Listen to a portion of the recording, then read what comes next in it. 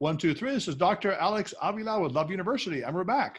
I'm an author, psychologist, and speaker. Every week we talk about how to love ourselves, others, and higher nature, how to improve our finances, relationships, spirituality. And today I'm very fortunate to have a very esteemed guest, Dr. John Gray, who's one of the most acclaimed self-help authors in the century.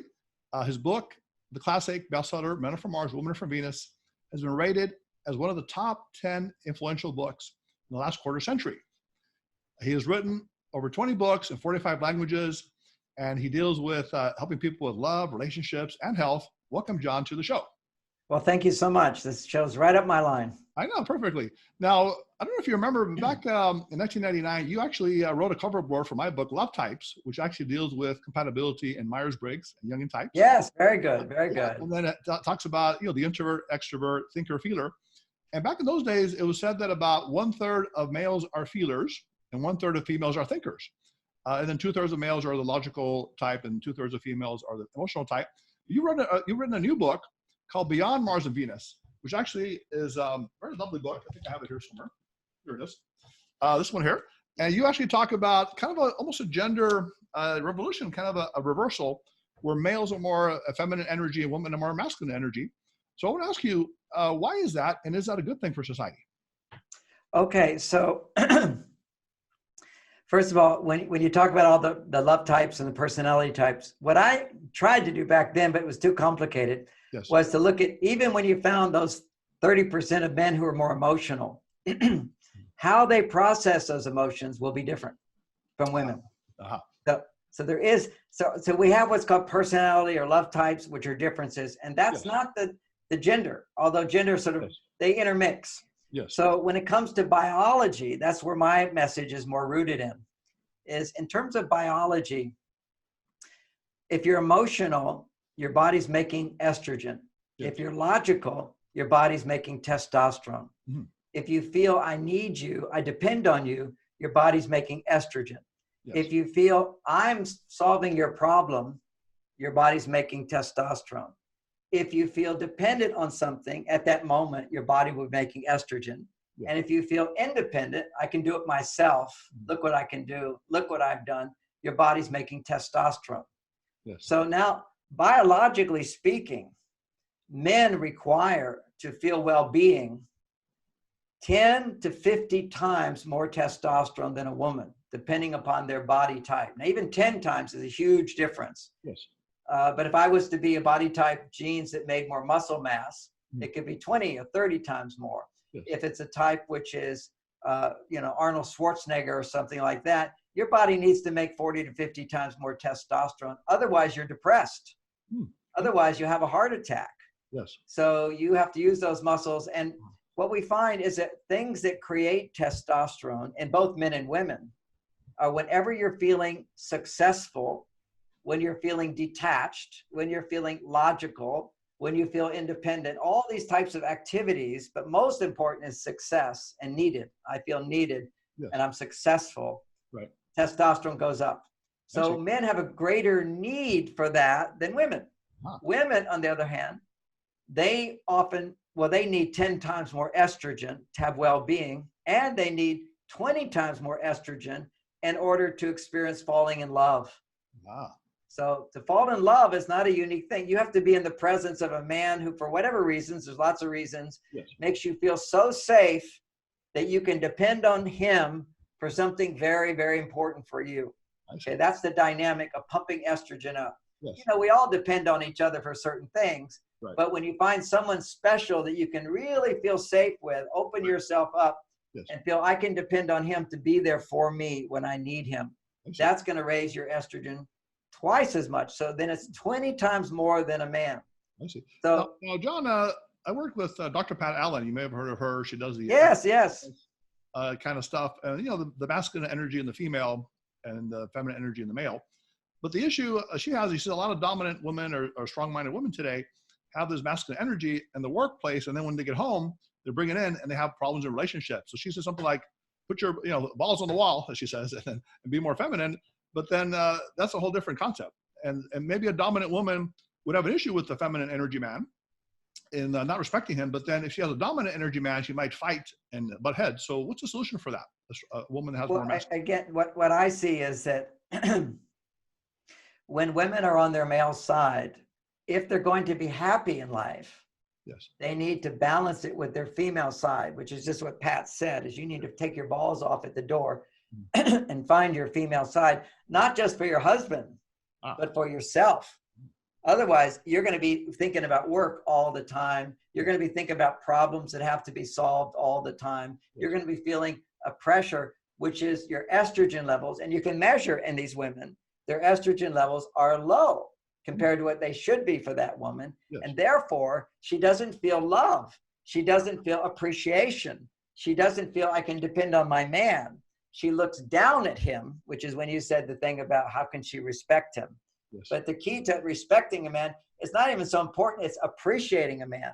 She doesn't appreciate, like, oh, I have to take care of him. Oh, you know, I was just counseling a couple, and they had the inevitable problem. Unless they have really good communication skills that support hormonal balance, she's making more money. He's not. He's doing more what he loves. He enjoys doing what he does, but he makes no money. She's out there doing something she doesn't enjoy. She's busting her balls to accomplish the goal. He says, great, honey. Thanks so much. And she just finally gets sick of it.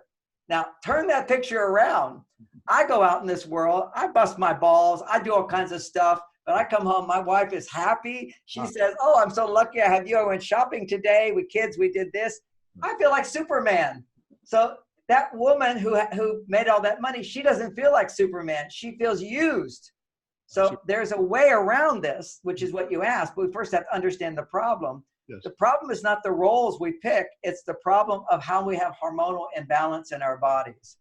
And I'm glad Pat says, leave your balls at the door, because in the past, Pat used to say that you're going to be the male energy or the female energy. It's a choice.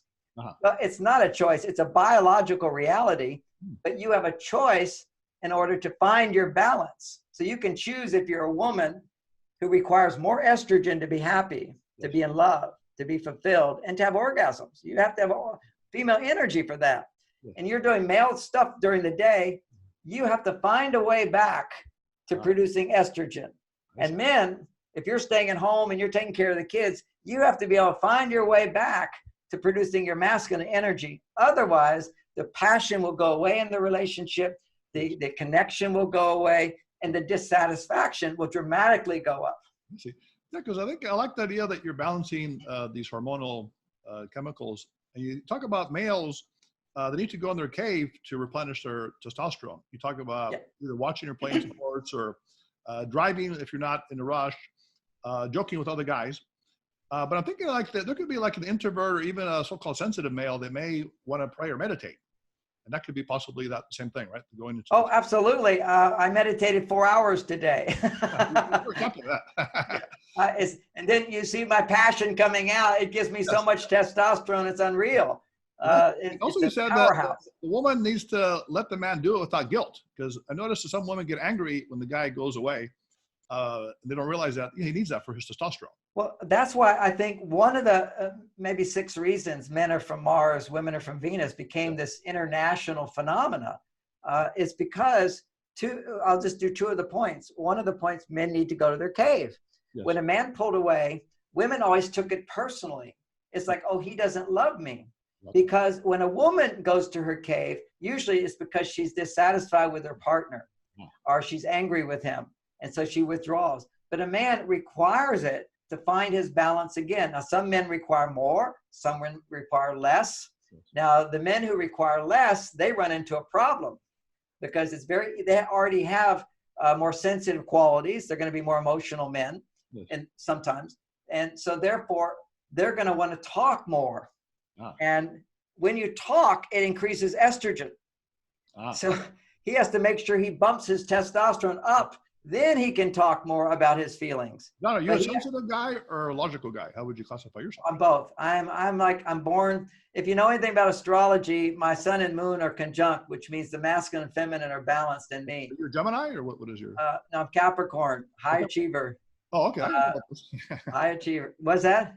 Yeah, I know about Capricorns. My dad. Yeah, we keep going and going and going nonstop. Now, you know, for the females, you say that basically they need a hug. They need a guy to listen to their emotions without judgment. And you have an exercise in your book. You talk about they can talk about 8 minutes for something negative, but not about the guy, and then 2 minutes positive, and then get a hug, and then leave. Why is that so effective?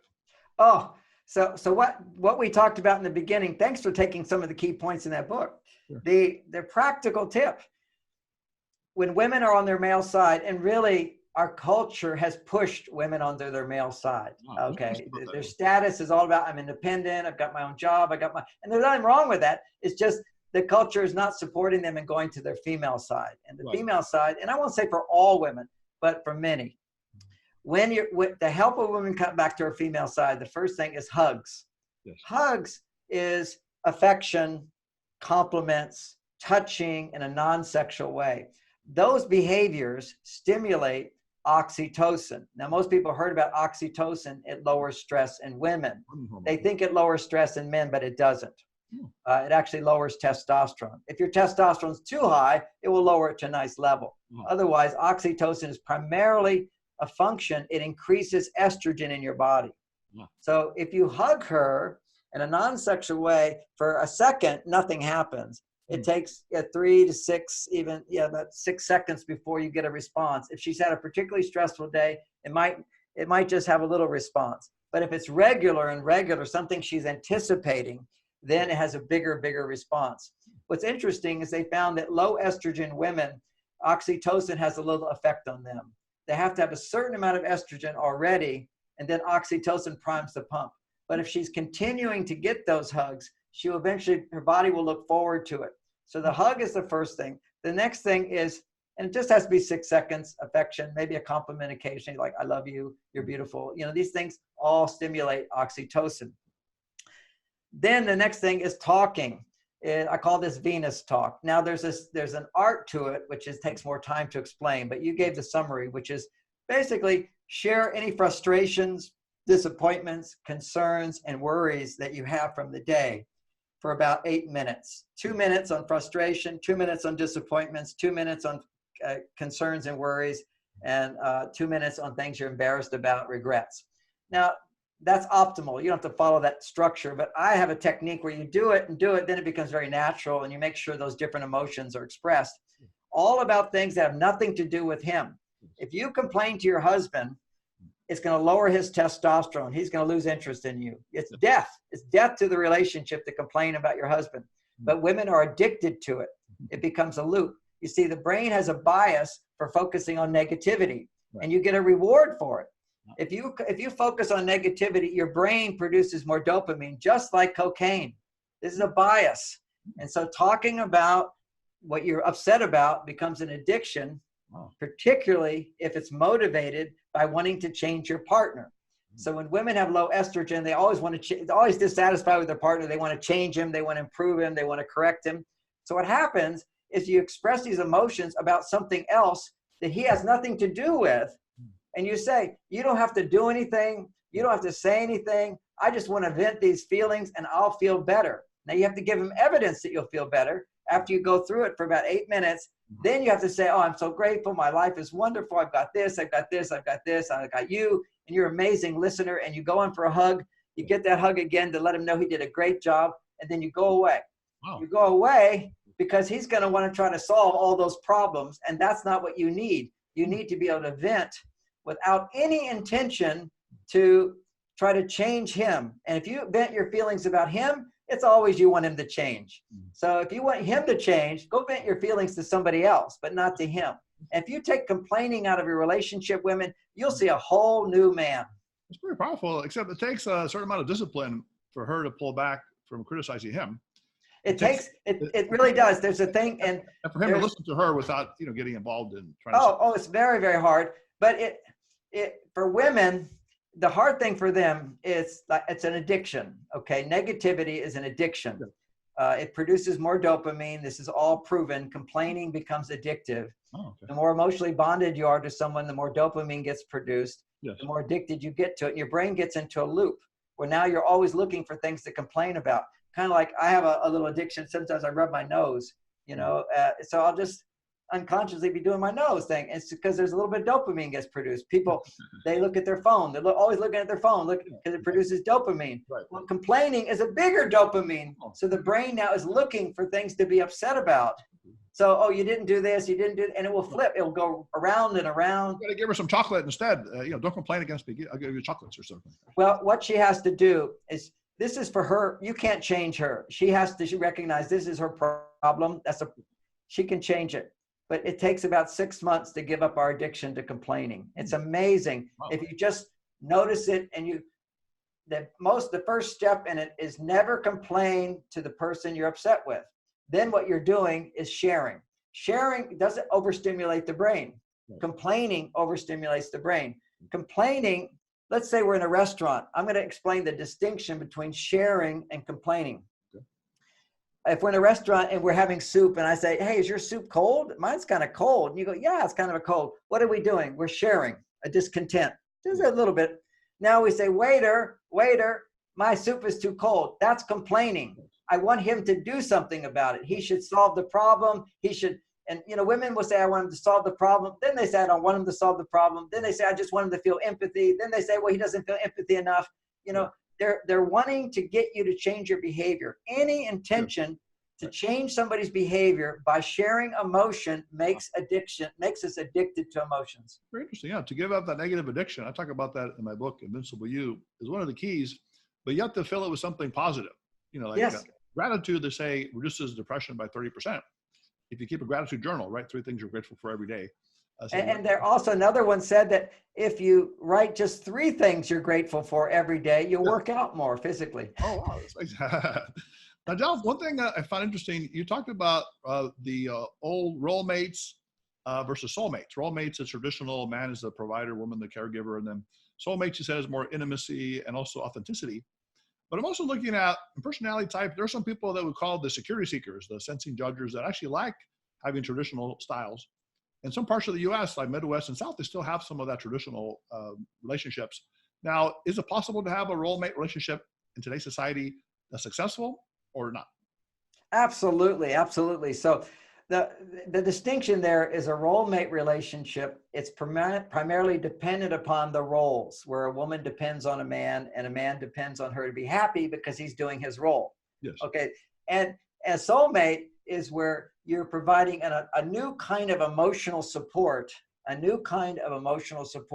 that will sustain the passion in your marriage. Yes. Now, you can have a traditional relationship that's also a role mate. You just have to know the new skills to add to your traditional roles. Traditional roles are fine. And actually, it's much easier to do my process of having lasting passion if you do have a traditional relationship.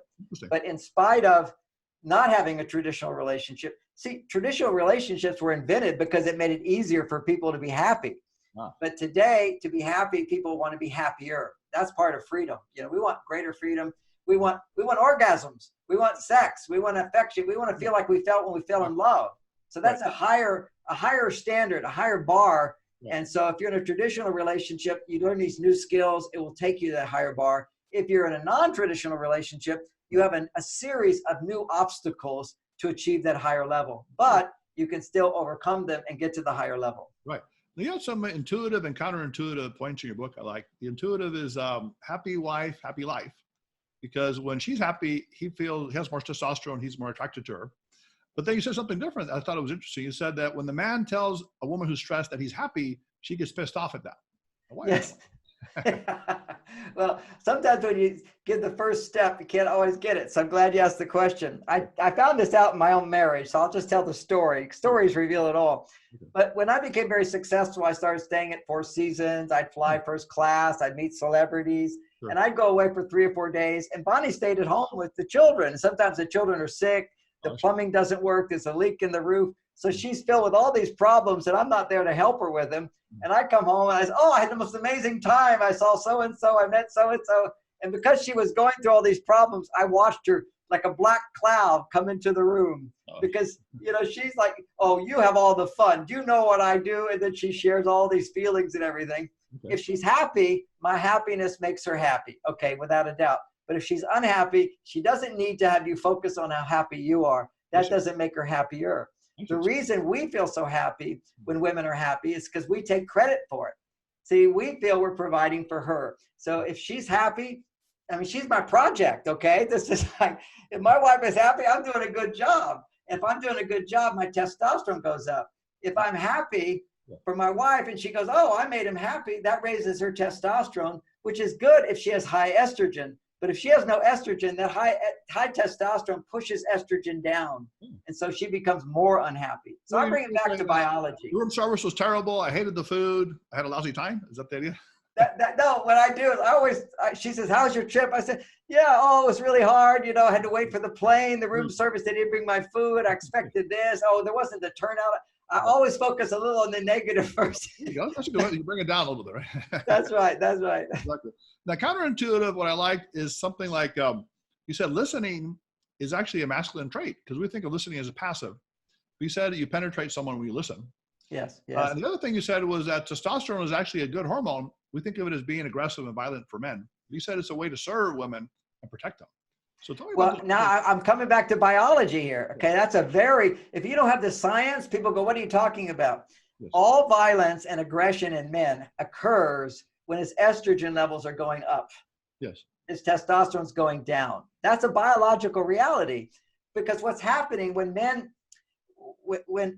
have estrogen go up, there's a cortisol response in the body. When men go into the cortisol response, it's fight or flight. It means you don't know what to do. What you're doing isn't working, so now you're in danger.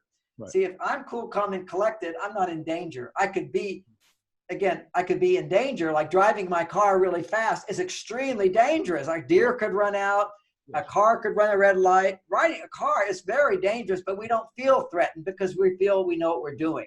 Yeah. If you feel you know what you're doing, you won't have a cortisol response if you're a man.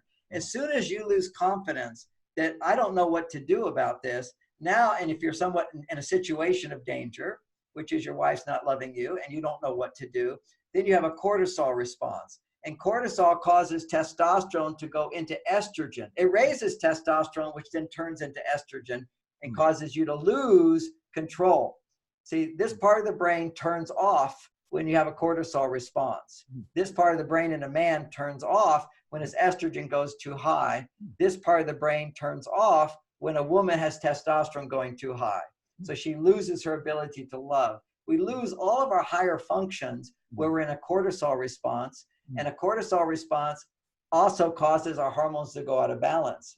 But our hormones can go out of balance without a cortisol response. See, that's the thing I'm talking about here. Just spending too much time, if you're a woman, on your male side causes your estrogen to go down, and that then keeps you from having an open heart. If you're a man, you're too far on your female side. So one of the other little points that you pulled out the good ones. Another one, if a man is upset emotionally and he talks, his estrogen will go up more. So it's the worst thing for a man when he's already out of balance is to talk. If a man is in a cortisol response, particularly then, if he talks to the person he's upset with, he will only become more and more upset.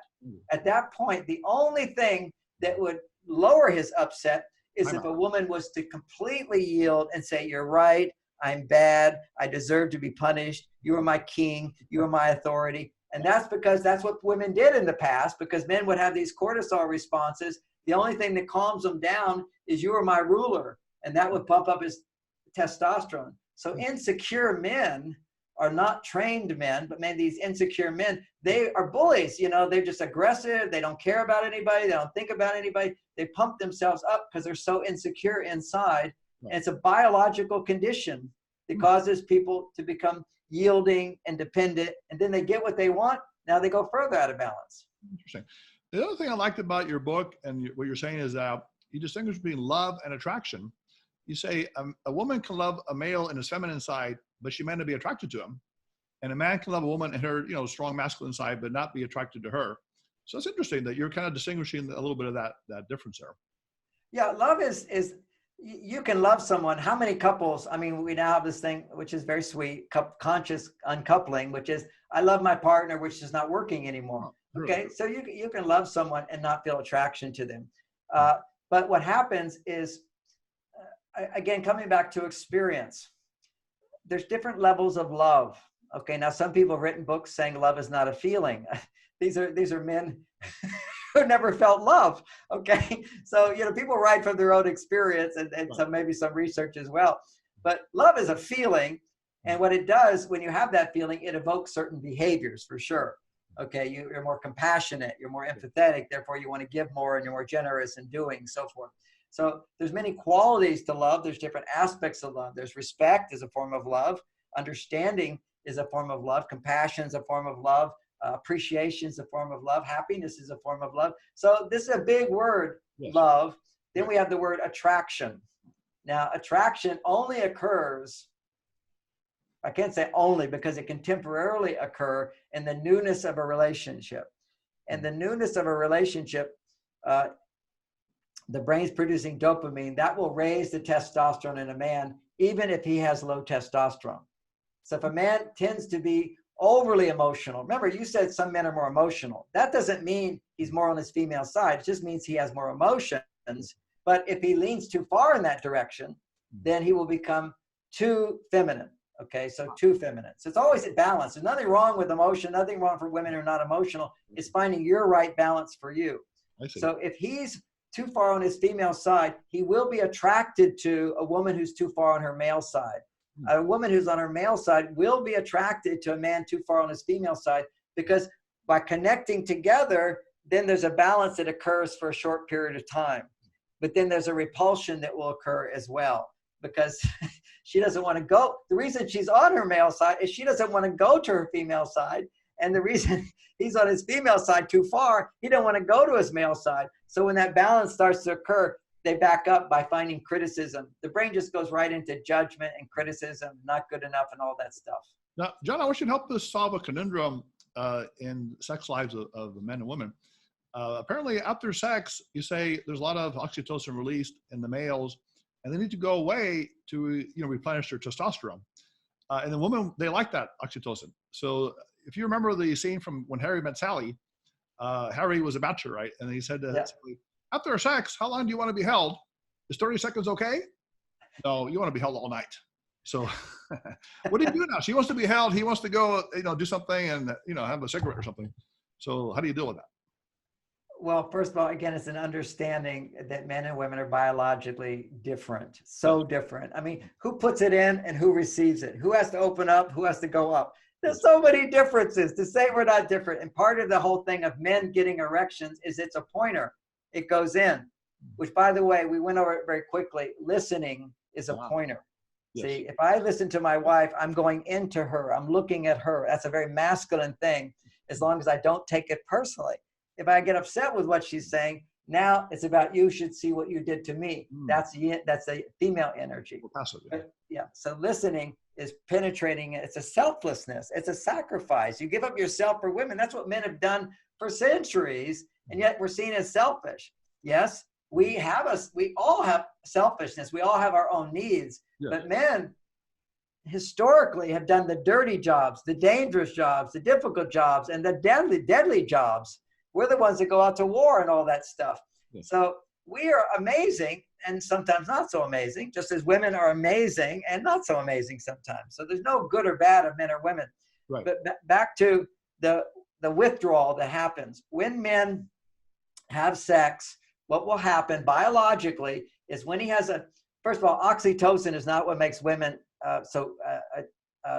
enjoy it so much. It's the oxytocin increases the estrogen.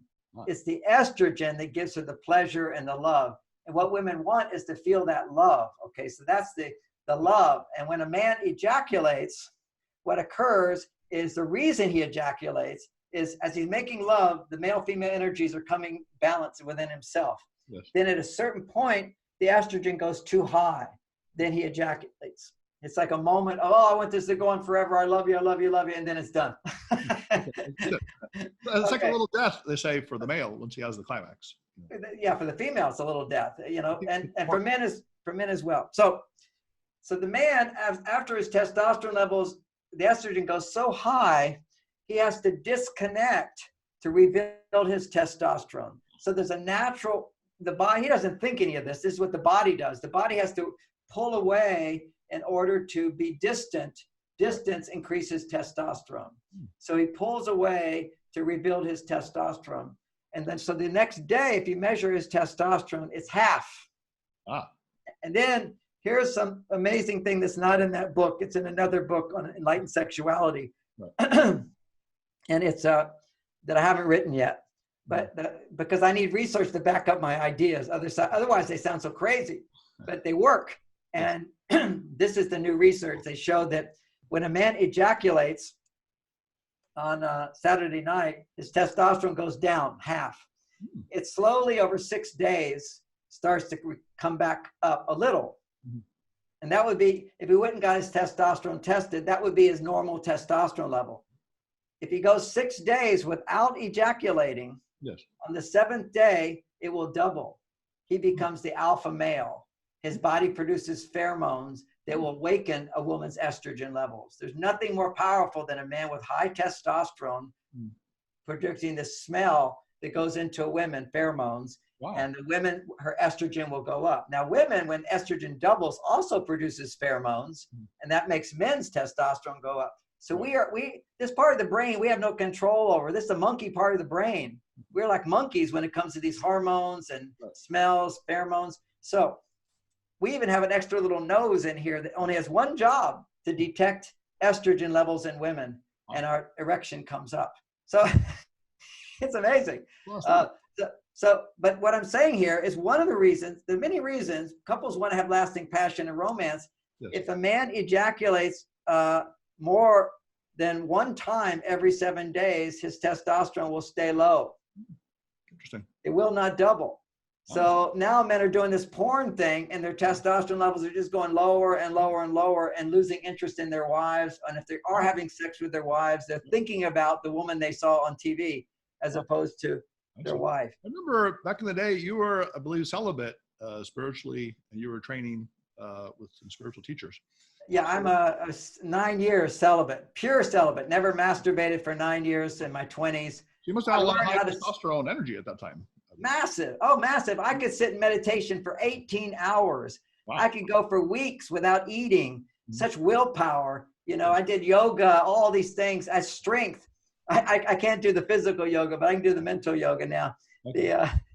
But now it's, I was celibate. I've learned how to do that in sex. Now I teach a special course for men, how to have sex every day and not ejaculate, how to have sex and create multiple orgasms in a woman. But these are all highly advanced techniques. Yes. The basic thing for everybody, just to have lasting passion and romance, is men, don't masturbate. If you've got a partner, don't masturbate. And if she doesn't want to have sex on Saturday night, have her masturbate you. You don't do it, so that she gets to experience your desire for her doubling. And it will double. And that will create her estrogen going up. Women only lose interest in sex because their estrogen's too low. Right. So spiritual, like Tantra, I think, and other methods use that idea to conserve the and you know, back in the days of the Think and Grow Rich books, you know, the super cell, they all talked about sexual sublimation, which is not releasing the semen for men. Now, speaking of spirituality, I know you're a very spiritual man, and there's a concept called equally yoked in some religions, basically that you are similar levels of spirituality or consciousness. You've heard of David Hawkins, perhaps. He talks about the levels of consciousness. Yes, yes. Is it necessary? Do couples need to be at similar spiritual levels, or a little bit above or below? Or can you find a partner that can raise your spiritual level? What do you think is the best combination in that sense? I think it's a little different for everybody. For me as a man, the best is to be a higher. Okay, a little bit. You know, but not too. What if you're too high and she's very at the level of fear and anger? Is that going to work? Or can you bring her up? I don't call it level of fear and anger. I call that the emotional part of the brain. And women actually who are in the emotional part of the brain have the best orgasms. And that makes a man feel like alpha man. It's always been the case that women are attracted to more powerful men than them. Yes. It's always been the case that women are attracted more to wise men. Wise comes with age. When the man has a greater age than a woman, it's going to be easier in the relationship. She can look up to him more because that produces estrogen. Now, not that they have to be at different levels. Right. You know, I wrote a book called Mars, Venus on a Date, and I talked about the importance is that you must be different from your partner to create attraction. So whoever's higher or lower, there will be an attraction just because of that. If you're attracted, that's one of the reasons. Right. But the values need to be the same. So let's say you're a woman of high spiritual status and a man is not. Yes. That difference is okay as long as you have a value for spirituality. So he will respect her spirituality. Or the man is more spiritual. In the case of me, that's been the case. Then there's always been this added respect I get and massive appreciation for my spirituality. You know, and when I would meditate, you know, to have the fact that my wife admires the fact that I do that, okay, because she can't do it like I can do it. Nobody can, very few people can meditate the way I meditate, because I spent 9 years, you know, almost like a circus performer when it comes to meditation, because it was my dedicated thing. What is that? You do the lotus posture or any of those positions? Oh yeah, I did the lotus posture upside down, you know. Wow. Okay. I did that. I started yoga when I was 3 years old. Probably. I do a little bit of that myself. I did some. Good. But I'm not so much, personally, I'm not so much into the physical yoga as the mental yoga and the emotional yoga that I do now. How about, you know, at Love University, we talk about loving energy without expectation, also known as agape, karuna, you know, and also different things that are very powerful. Now, the idea of being empathetic to your partner and having that kind of unconditional love, do you think it's possible among adult relationships? Because we know we have it parent to child, and even dogs. You know, people love dogs and they give unconditional love. Can you have that with a partner? This unconditional. You know, I think I learned the unconditional love after I had children. My children taught me unconditional love, and then I learned to give it to my partner. Yes. And I pretty much give unconditional love to everybody now. But there's stages of that, like we talk about, you know, the different levels. Many people are living in the stage in their life of right and wrong. So they get all these arguments about, oh, you're wrong, but you're right, but I'm right, you're wrong. Right and wrong, there is right and wrong, okay? But do you live in that world, or can you elevate your consciousness to a level of what works and what doesn't work? So this could be right or wrong, but what's gonna work and what can work better? Right. So you get out of the judgment level, and you can still say that's wrong or right and use that knowledge wisely, but you're really living in the place of, does it work for me right now to tell you you're wrong? Or would it work for me to let you know what I would like you to do in the future? So we get out of the world of trying to manipulate our ways of getting what we want by saying you're wrong and I'm right. And you move into a place of what works and what doesn't work. That's a non-judgmental place. Yes. When things then start working for you, then you realize that you have the power all the time to get what you want. You're no longer a victim in life. When you transcend or go beyond any sense of I'm a victim of anything, you're the source of your life, then you get into this non-judgmental place. You only judge people in order to get what you want.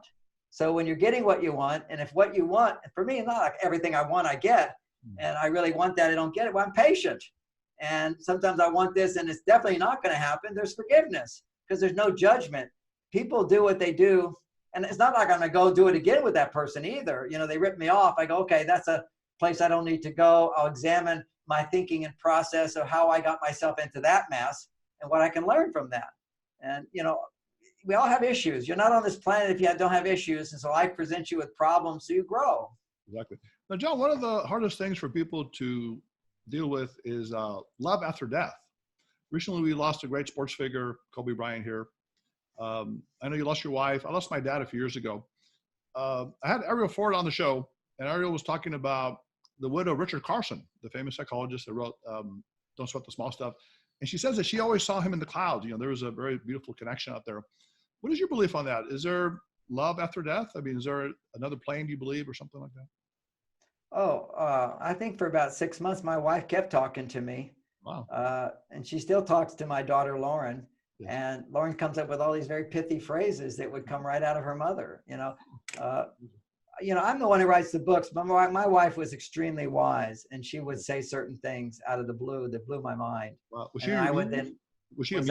she your muse in a way, like inspiration? I think maybe so. I think if you look at Muse, you would say she was my muse, because she's been gone. I haven't written another book yet. Oh, sure. Oh no, we got to get you back in there. But I think I'm going through the big grieving process. I will write a book on grieving. Okay. I wrote a book a long time ago called Healing the Heart, yes. Grieving the loss of a dream, a wife, or a child. But this one will be focused on only just someone dies and all the things you go through. Right. But I think leaving a legacy, of love, that's the most beautiful thing, right? You create light in the world with your partner, and the memories and everything you've done, you will last far beyond that. You know, I think what helps me go beyond that is certainly have all the gratitude and appreciation. I think for good a year, I couldn't sleep. I'd wake up in the middle of the night and remember every argument we ever had, every disappointment she ever had, every problem that existed for us both. And I would look at and realize with the knowledge I have now and the love I feel for her now, I could have done that differently. And I learned from that. Oh, here's another way. So my wisdom maybe increased exponentially 10 times after her death by reevaluating every situation. Because see, when we have dynamics between couples, there's always a defensiveness, you know, where they're defending themselves, you're defending yourself. And when somebody's gone, they're not defending. So all you have to do is look at yourself. And I look at my mistakes, and then I feel my love for her. And then I look at how I could have done that differently, and I make a commitment to do it differently in the future. And then by doing it differently in the future, I'm still with her and I'm still giving her love. That's beautiful. And also you can help many people, you know, through your wisdom. Oh, I'm dedicated. I'm not ready yet to write that book, but I need a little bit more healing on the whole thing. But I do know it needs to be written because so many people, they found scientifically that people become addicted to grieving. Wow. Okay, so there's some people who are in denial. They just go about like it didn't happen. That's a problem. But there's another problem with people more today have learning to grieve. But grieving is a massively addictive thing. They found in brain scans of grieving parents who lost a child 15 years later, 20 years later, that when they're grieving, they see in an MRI, they see the part of the brain that lights up when you're taking cocaine. It's an addiction. That's a repetitive kind of thing that people do. Yeah, it's like complaining is an addiction, but grieving is a bigger addiction. Wow. Now, Glasser wrote Positive Addiction, the book. You may remember that. Yes, I remember Glasser. Also, Mihaly wrote about flow, you know, the idea that you get into these peak states. So I think, love. So there's a thing about rewiring the brain when you have an addiction, which is another book out there. You should have this guest. Her name, I know the name of the book is Wired for Healing. Okay. Wired for Healing is you get addicted to trauma.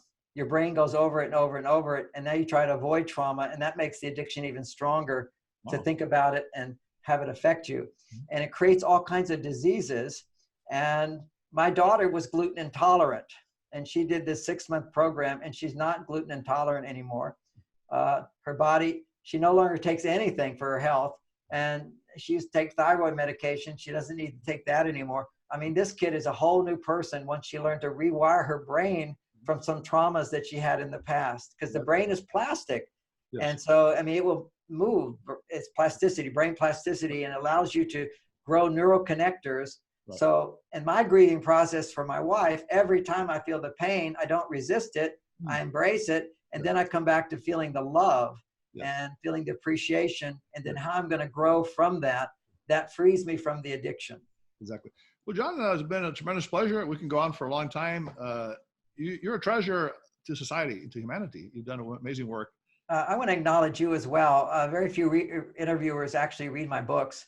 They just interview me. And you read it and you took out some really key points for people.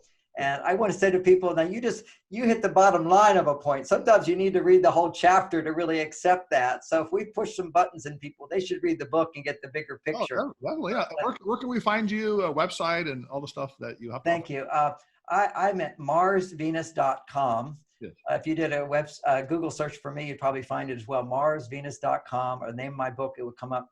And if you go to my website, there's a free gift. There's a whole seminar that I teach, and you get a whole follow-up with it and everything called How to Get What You Want. It's right there on the front page. Yeah. You can get more practical tips. Fantastic. Well, John, I'd love to have you on again. And if you're in LA, I'd love to collaborate with you on a seminar. We do live university talks as well. And, fantastic. Thank you very much. Thank you very much. Day, and have a wonderful, lovely energy day. Thank you. You too. Have a great day. That was a great interview with Dr. John Gray, the illustrious self-help author. And the idea is that men and women are different, but also we're similar in that we all want the deepest love, the deepest happiness, the deepest success in life. And by respecting each other's differences, and whether it's testosterone, estrogen, thinker or feeler, logical, spontaneous, we can really develop great relationships. To have balance even psychological androgyny, where we can tap into the other sides of ourselves. That's a wonderful thing. So again, Love University students, if you have questions for today's show, if you'd like to be on the show, or if you'd like to meet your soulmate, we actually have a program now where you can actually write into us, send us your picture, a little bit about yourself, and we'll indicate what your love type is so you can find that right compatible person. You can write to us at loveuniversitylove@gmail.com. Visit us at loveuniversity.love. Call us at 310-226-8090. Like us on Facebook at Love University Podcast. Follow us on Twitter and Instagram at Love_U Podcast. So again, the message is we're all unique, we're all special, and we can really reach that deep love within. Listen to us every Wednesday, noon, Love University, podcast, Podbean, iTunes, Spotify, SoundCloud, everywhere else, and of course, YouTube. Until next time, please put away your books, your notepads, your iPads. Have a great Love University week. Dr. Avila.